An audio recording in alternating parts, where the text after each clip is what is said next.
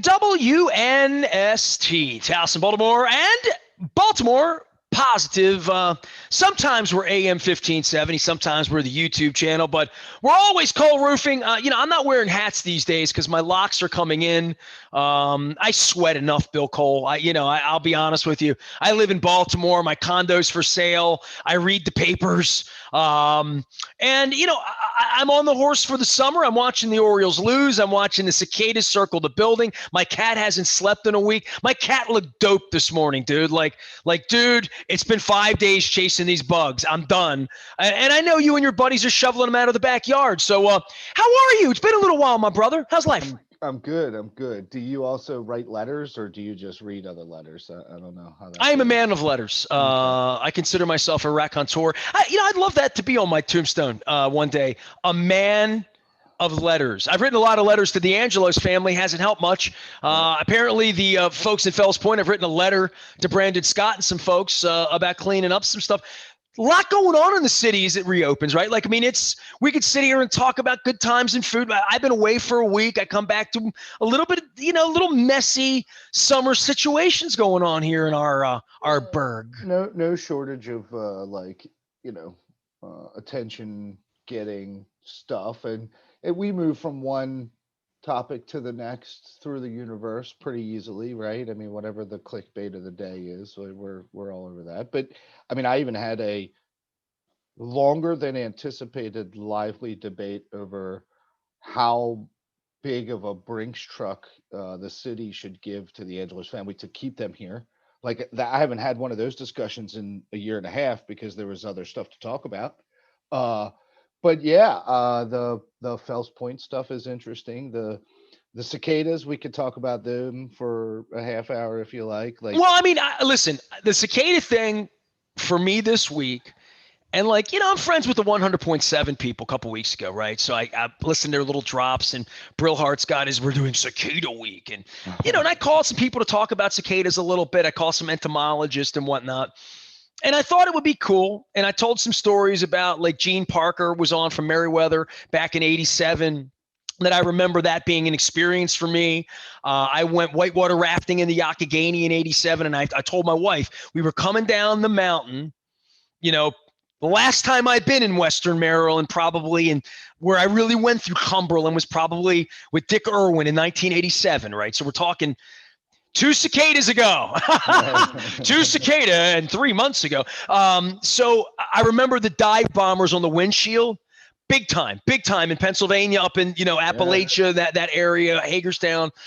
And those are my memories. I guess I lived on Kane Street then, so I lived East Baltimore, but I remember the cicadas, but I remember them more being elsewhere. 17 years ago was my first spring in this building. We moved here 18 years ago. It was the first summer after I got married. I remember seeing him out at Dr. Steve's place because I lived downtown by then. I wasn't living in White Marsh anymore. The area in White Marsh I lived was all tilled, right? It had been tilled during those 17 years, so I doubt there was any cicadas. But I saw a few of them, right? This year it's been truly Hitchcocky, right?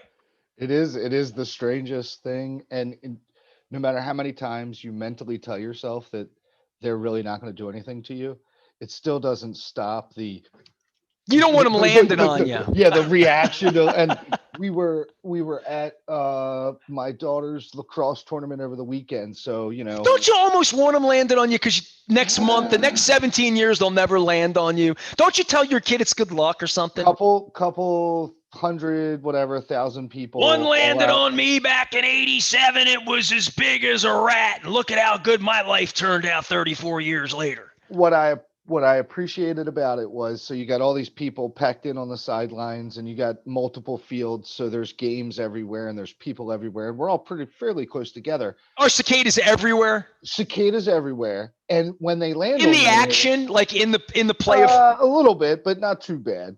Balls in play and it's flying or no? Yeah, that I would be exaggerating if it was like that. Okay.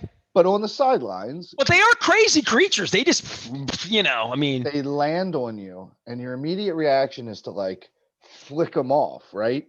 The problem was when you would flick it off, it would land in the person next to you's face, sitting in a chair, and it went on all day. Another And reason to keep another month of social distancing. That's why right. I'm And staying. like what I will say is it was one of those human experiences where everyone just automatically acknowledged, I know you didn't just do that on purpose, and I'm not going to get pissed off at you. Right. Like when you're driving your And car for and the next someone 17 years, you'll never be able to do it again. right. When you drive in your car and someone cuts you off, you're completely convinced that they just Some did that bitch on at my purpose. friend's Right. lacrosse game threw a cicada on me. Yeah, exactly. Yeah, But yeah. everyone was very cool, and that at the point where there's people are flicking them back and forth at each other because it's just like, what the hell are you gonna do? There's these inch long, heavy, meaty, flying Harmless. might, harmless, right, landing on you. It's pretty gross, but whatever. It's wild. Bill Cole's here. He is Cole Roofing and Gordian Energy. We talk about things. All right, let's. It's certainly. I'll put it to you like this. It's certainly a topic, right, that you can giggle at and laugh at. And it's unlike the challenge, right, that our friends in Fells Point in the letter that you mentioned earlier are talking about. Well, Right. there's serious stuff going on, right? And I Right. think more than anything, and this is a mental health issue, I believe, Um, and I shared a really good piece on my Facebook and on my Twitter on Tuesday morning about the pandemic being over and maybe I don't want to go out. Maybe I don't want the things I wanted before. And I know we've talked about that, but we're starting to get to that point. And I think doing things and going out, we all want it to be the way it was. And then you show up and it's not the way it was, certainly for these Fells Point business owners. And I would tell you, Bill, and this is the God's honest truth for in front of everyone and in front of my Facebook timeline. I have spent more time in Fells Point during the pandemic than I spent in Fells Point certainly the 5 years prior to the pandemic. And part of that might have been my wife and her illness and whatever. I'm in Fells Point a lot. I mean, you know what I mean? Like every Yeah. week, 3 times a month, kind of, sort of. I see the trash in the city through the harbor on Sunday mornings and wonder, the hell went on here Saturday night? My Right. wife and I landed Saturday night. We were away. We came home. We came home very late. It was 11 o'clock, 11:30 on Saturday night. And I said to my wife, let's drive through Federal Hill to see what's going on, see who's out. And it certainly was nobody my age, right? Like, or anything that looked like, and the music banging out and cars double and triple parked everywhere and people gathered in front of and milling to get into bars. And I thought, this is great. It's active. There are people out. It's good. The new bar that Alex Smith has on the top of Arch Murmurin's place looked lively. There were a lot of people out. And I thought to myself, I've never seen this many people out here. I don't want to say it looks unsafe, but it looks like people can't get in and out and this and that. And I'm like, and then you wake up to issues happening in Fells Point and you're thinking to yourself, I was a part of the late night bar culture. I was a DJ. I was at Bohager's. I tell my wife every time we walk back and forth to Fells Point where Bohager's was. It's now a garage, where the barbecue pit was, where I jam with the Smithereens, where I DJ, where I chased girls, where we went to Sabatino's afterwards at 3:30 in the morning, ordering bookmakers and bumping into Brady Anderson in there or whatever, right? The early 90s. Sure. Dude, it's 30 years ago, right? It's 30 years ago, and I'm 30 years older, and I don't know what would entice me into Banditos at 1 o'clock in the morning on a Saturday night, but I also know we have to make it safe because you and I did it like going out on a Saturday night needs to be safe, and it needs to be safe in Fells Point and Federal Hill. It needs to be welcoming to everyone who wants to abide by the law. But I have hung in Fells Point during daylight. And I'm telling you, when it's gotten darker at night and colder in the winter, my wife and I are like, well, obviously the mask the last year and a half, it's been a different thing, but it doesn't resonate as something we want to do at 11 o'clock on Saturday. For us, it's something we do almost every week at 2 or 3 or 4 o'clock on a Saturday. So we love Fells Point. We patronize Fells Point. I know all those people there. Politically, I'm not aligned with them in many occasions with some of the owners, but my God, like we can't have shootings in Fells Point on Saturday night, and we can't have trash and urinate. I mean, I'm going to stand with the business owners of Fells Point on this and saying this has to be a hospitable place for a 52 and a 49-year-old husband and wife who live in the city at 11 o'clock on a Saturday night to go to the Cat's Eye. That has to be something we still want to do once in a while, you know? Yeah. So, do you want me, just for the sake of this conversation, to try and argue the other position? No, argue whatever is in your heart to argue Well, because, like, I mean, clearly, look, dude, I know Ron Furman, and I could have been Ron Furman. I could have taken my thing in the early 90s and said, I'm going to open a bar in Fells Point like Patrick Russell did and name it after my dog and devote my life there. I devoted my life to sports, which was equally stupid, and, devoted it to maybe Peter Angelos will get his head out of his ass and be community minded and never did.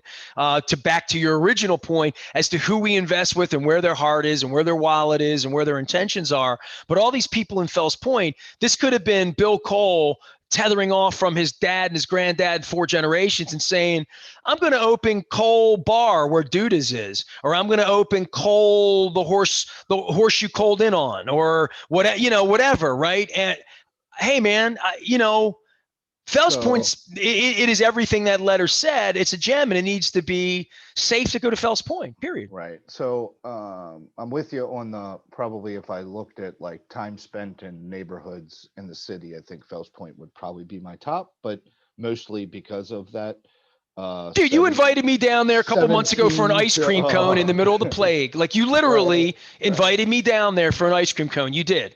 I did.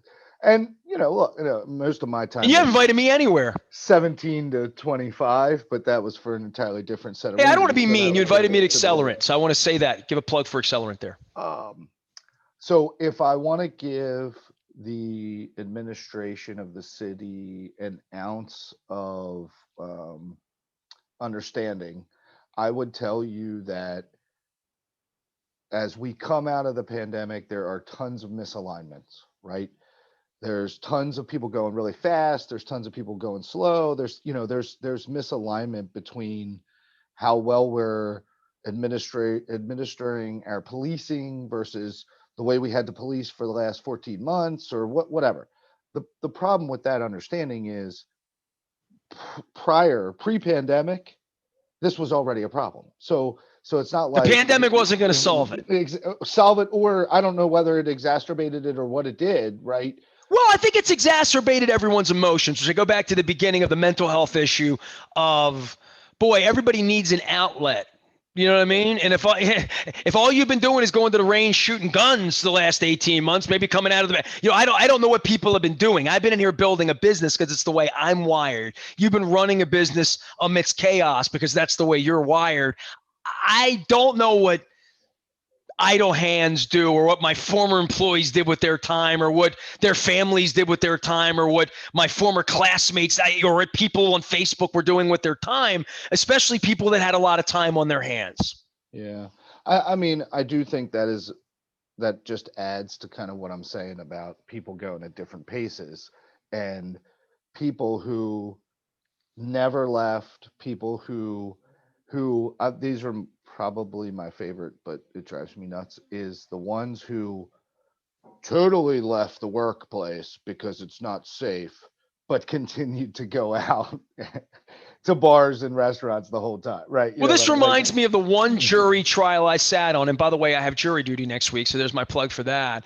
I sat in, a woman sat in front of us and swore that her neck and her back, and she was disabled. And she had been to Spain and Vegas 6 times in the last 3 years. And it's right. sort of like, There's a bit okay, of hypocrisy that okay. occurred during the pandemic. Yeah, That plane ride to Vegas must have set that off, man. the same hypocrisy of uh, I totally recognize the coronavirus is scary and deadly, and we all have to do these certain things to keep people safe.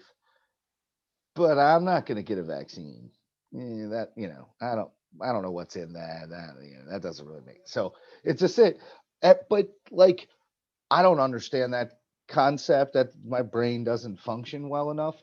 What I can tell you is that taking a perspective, just stepping back and saying, okay, look, I'm never going to understand that, right? But I at least have to appreciate and acknowledge that it is a position that someone can take, right?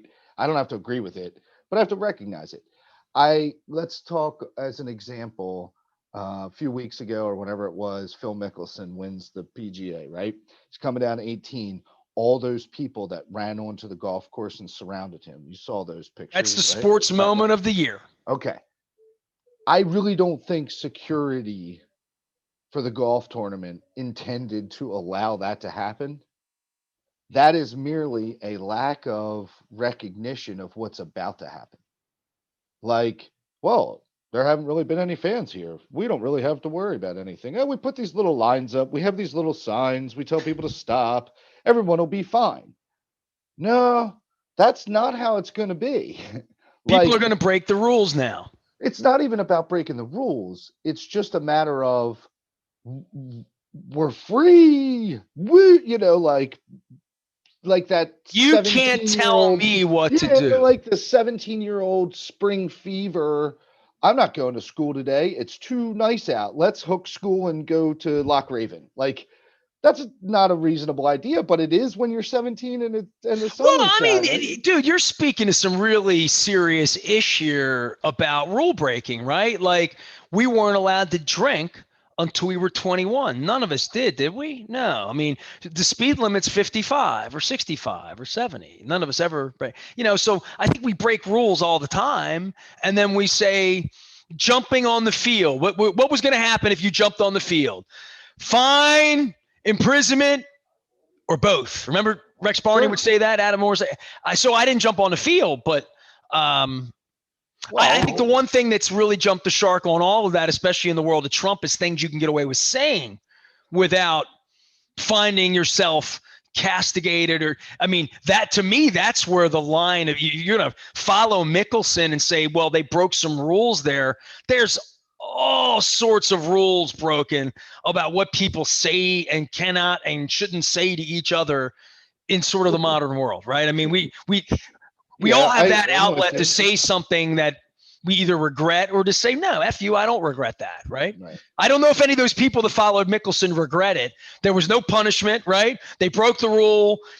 Nobody got hurt, right? But I mean, if Yeah, somehow it would have turned into, chaos or, but that right. wouldn't have been There would good. have been consequences, right? So chewing it in light of this and see if this confuses us See the anymore. Stanford, California band. Yeah, well, so if you spend a year and a half, or we'll just call it a year for easy terms, being told what you can and can't do about every part of your life, um, when those guardrails are removed, like, is there not a chance that some percentage of the population like don't know how to behave? Right? Like you just told me how I'm supposed to behave for a year. Not for 2 weeks, not for a month, right? It went on for a year. You can do this, you cannot do that. You must wear this.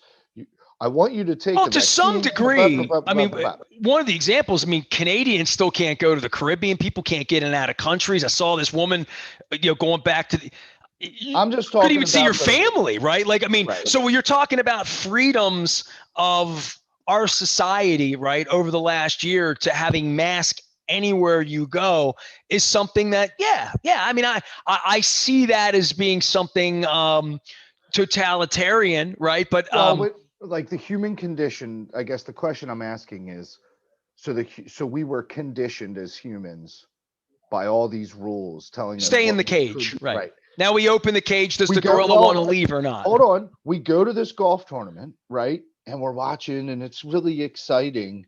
And there's no rope here. No one's telling me I can't walk there. So I can do what like in the absence of someone telling you what to do, there's no decision making process because we've been spoiled or conditioned that we don't have to actually think about our behavior. Someone's going to tell us whether our behavior is acceptable or not. So in the meantime, we just do whatever the hell we want. And then if it's not allowed, then obviously someone's going to yell at me, hey, no, you got to wear a mask in here. Hey, Or kid, get out of those seats. Get back to the bleachers. whatever it is, right? And I just think, I mean, for a lot of the population, that is a very real sort of concept. And the concern is, as we come out of this, they just step back, right? Well, and Like the it's not a step disrespect for back with policing in rules. general, the Yeah. disrespect for authority in general, across even the Blue Lives Matter people don't want to follow the rules. You mean, like, none of us want to follow the rules. The rules are set up so we have some sort of compliance. Look, my wife and I see this whenever we travel. When you're in Germany, when you're in Asia, when you're in Australia, people stay in the lines because, like, they realize it's for the good of society that we do it this way so we don't have chaos. It's good that we're respectful of each other. It's good that we give each other space. It's good that we have lanes of traffic that we stay in to signify this keeps us safe as a society, because there's a lot of us, and we would look like these cicadas bashing into windshields. It'd be mass chaos if we didn't have lanes. You ever driven in Argentina? I have. There are no lanes. Doesn't make any sense. Put a lane in and people won't be so chaotic. That's all. So as the politicians rescind the power that they were given, they create voids in how we're supposed to behave. And at that point, you are left to people's decisions on whether they think or whether they just behave, right? And for a lot of people, they haven't Dude, this had is to, human nature. Now you're they getting haven't, real deep on me. yeah, well, It's but that's what I'm consequences. saying. They Are haven't there had to think consequences about for it. breaking the rules, or are They there haven't not? had to think about it. Well, sure. And if you operate in a position where there are no consequences, why would your behavior ever change? Like good, bad, indifferent, if there's no consequence, like you're literally behaving in a way to search for consequence. Because don't we want some sort of consequence, either a reward, like we're searching for a reward, but in the absence of reward, we get a punishment. See, Or I for the think the number one place for this that you can see it across all socioeconomic, categories is the way people drive, right? Like, just in general, everybody sort of breaks the rules. I've said this I say this to our buddy Todd Schuler all the time. I'm like, the auto accident thing and representation, I'm like, the chances of getting hit just based on the way people drive, the selfishness and the lack of, oh, this can kill me, that this is the most likely thing to kill me today. Uh, that's kind of that would be the barometer for me. And then just driving through the city where people just leave their car, park where they want, double park. However, like, it's like in your neighborhood, they don't like have any traffic rules. Like, we're downtown here. We can't just leave the car in front of the Chick-fil-A. You're in the left lane of a main thoroughfare of traffic, and I see it every day. Like, and I'm thinking to myself, where you live, do they not like have parking? And like, I don't, can't just jump out of the car on Pratt Street. Like, and how many folks do it? It's amazing to me, because it speaks to they either don't know it's wrong, don't care it's wrong, realize they're not getting a $250 ticket for it, right? And as long as the chicken sandwich happens, then it's cool. And I think that also relates itself to driving 90 miles an hour on 690. I just think we don't give traffic tickets anymore. You know what I mean? I guess that's what it comes down to me. It's sort of like, even parking, like, if I really thought I was going to get a $32 ticket, I would find a way to put 50 cents in the meter. But most people feel like, I can I'll assure take my you, chances, I can assure you there are places that are giving tickets. I can assure Well, you. we need the revenue, I can obviously. assure you that is occurring. I mean, we do work in the city all the time, and I assure you that if one of my roofing Every trucks time I go is into parked in Fadley's, the I wrong worry that place, I'm getting the ticket. I swear I do, every time. I think the traffic is one of those conversations, and I'm not smart enough to remember what it was called, but what was the whole thing with the graffiti in New York, right? Like, start with the simple things And Broken then, window theory. yeah, broken window. There you go. So the parking rules, people just ditching wherever and running in places. I mean, just another symptom of that. Like, what do we really care about here?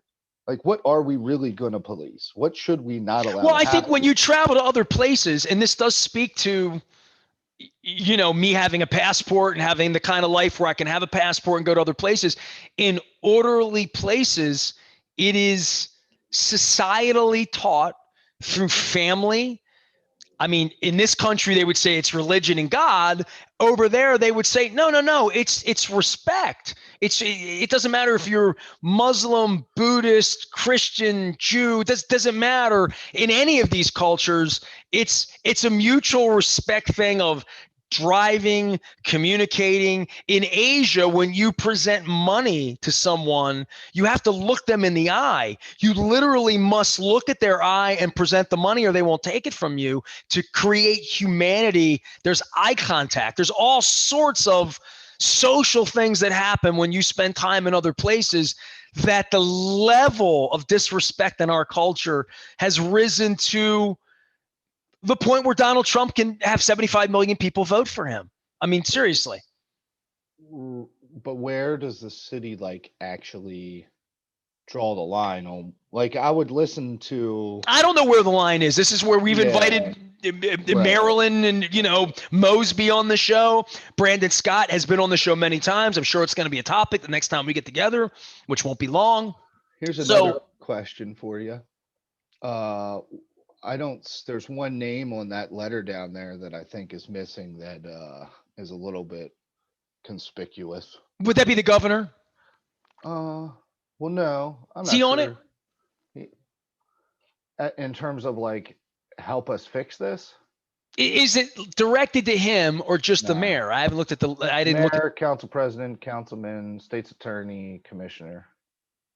So But not the mayor, governor. council president, the local councilman So for they're that good paying the proposed state one, taxes, just not the city the taxes. state's attorney, and the police commissioner. No, I meant from the businesses that support it. Like, I would have had to assume that the Sagamore Pendry has an opinion about this. Uh, you Well, they'll know, all be asked now. all right, and their name is unless I'm just missing it, I don't see them on there. So, and that would have that conversation had to occur, right? Like that is a pretty significant piece of the Fells Point puzzle. Um, Well, you're never going to get everybody on the boat, right? yeah, but this is a fairly benign letter. Like, hey guys, can you pick up the trash? Can you do the basics? Right. Can you enforce the traffic laws? Can you stop illegal open air alcohol and drugs? Which is interesting. I did not know there was an alcohol black market occurring. Drugs, yes, I get that, but You know what? I'll be honest with you, dude. I've seen more, and this was something that to me I had never really seen in America. And I've been to a lot of sporting events and a lot of bandit places and right, college football games and all sorts of stuff like that, right? right. In Brazil, when you go to a concert, there are kids everywhere along the side of the road doing what the Orioles outlawed everyone doing, which was bringing a cooler down Right. and selling water or hot dogs or peanuts or hats or whatever that street vending thing would be, right? Right. Hey, I have a street vendor's license. Well, the Orioles said, well, that's not a real street. That's an Oriole street. You can't vend there. I remember those 30 years ago, all that went on because Angelos had to get his $4 for his hot dogs then. So that's cool. But I noticed that there are cooler people selling beer out of coolers on the street, right? So that was something I saw in Brazil that I've seen in other places where I've seen in Jamaica at some fest where they're, selling people just come and sell beer. And in a lot of places, beer's not like it's soda pop, it's water, right? Here it's licensed, like all of that. But you can't have somebody hanging up Alisana selling $2 beers out of a cooler. You can't have that. Yeah, I didn't. I just didn't realize that was a thing that went on. I had not witnessed that. Well, I yet. think that's what they're alluding to. Right. And then they're asking to empower the police to responsibly do their job. I mean, in the grand scheme of things, that is a benign letter. Like, how can you, as the mayor of a city, say, well, we're not going to pick up the trash, and we don't really care where anybody parks, and anybody can, even though we're charging people for liquor licenses and selling drugs is illegal, whatever. It's Fells Point. It's a party place. You can do whatever you want, and we're just going to keep the police out of there because it's a hard job, and we're just not going to deal with that right now. I mean, how could like, I don't know how, as the mayor, I, I don't know, man. I mean, it's a discussion we've had a million times. There's a disconnect between like the elite who are building Harbor East and the Harbor Point, right? Like, that's one group. There's the ecosystem of the city, the small businesses and all the people who, are a tourist on Saturday and Sunday, but are working Monday through Friday. And don't have enough money to get a mayor elected or not. Right. That, like the people that work in DC but live in Baltimore, like there's just that whole group. And then there's the political machine, right? And then there's all the people living in poverty, who are hungry, who don't have a job, there's like, who need a strong government. Yeah, there are like, well, no, strong functional government. All those people need a strong functioning government. All of them do. Yeah, that's a good point. All of them. That's a good point. The fact that as a group, all those three stakeholders in the city have allowed dysfunctional government. I mean, say what you want. How can anyone expect a city to thrive, no less just simply survive, when your mayors are going to jail? Like, come on. That has to have a negative consequence. We talked about consequences earlier. Like that amount of dysfunction. Well, it cost San Diego its football team. Amongst other, what I mean? Bad government. We talk about, you began this thing with Angelos. Hey, next week we'll talk about saving the Orioles. How about that? Does that work for you? I don't know. My opinion there is not a very popular one, so we'll have to be careful with that. Ooh, here we go. Next week. Here's my homework for you. Just think about what you would spend $200 million on, $100 million on. Like, that's the fundamental question I ask people, and they don't like it when I ask that. Like, if it cost you $100 million to keep them, what would you have bought with that $100 million if you didn't have to do that? And I don't know if it cost $100 million, $50 million. It's irrelevant, right? The number's irrelevant. It doesn't matter. The point is adding to the wealth of incompetent people. Yeah, what do we want our city to be? How do we really think we can have an impact? One of the comments. But one time we thought it was a baseball team, right? Oh, I mean, God, we don't need another giant vacant building. We can deal with that. I think we can solve for that. So Bill Cole is Cole Roofing and Gordian Energy. He's been doing it since 1990. Not him, but his family. And if you need a commercial roofing project or some solar, we'll let the light in. That's my sunshine behind me here for you. Hey, man, I appreciate the coffee mug and my Rofo coffee in there. And next week, saving the Orioles with Bill Cole. How about that? Cicadas will be gone, man. I get it. All right. Have a great week, brother. We'll see you soon. Have fun, man. Thanks. Wise Conversations are always presented by our friends at Wise Markets. Father's Day this week. It's Dairy Month. I'm working on tea-berry ice cream. Never had tea-berry ice cream, but I'm going to have it at some point before 4th of July. Sometime between now and Heritage Fair, I'm having tea-berry ice cream with my friends at Wise Markets in Pennsylvania. And then I'm touring Maryland in August, if it's still here. Crab cakes every day. We are WNST.net, AM 1570, Towson, Baltimore, and we never stop talking Baltimore positive.